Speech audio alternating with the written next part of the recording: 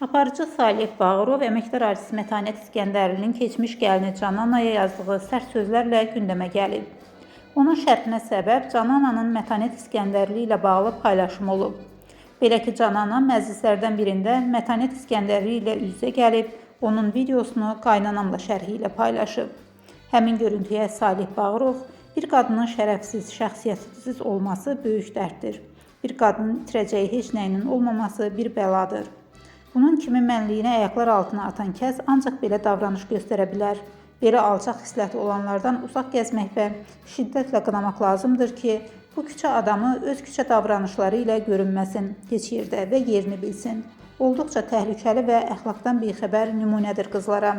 Tam haqlısınız, hər kəlmənizlə sözlərini yazıb.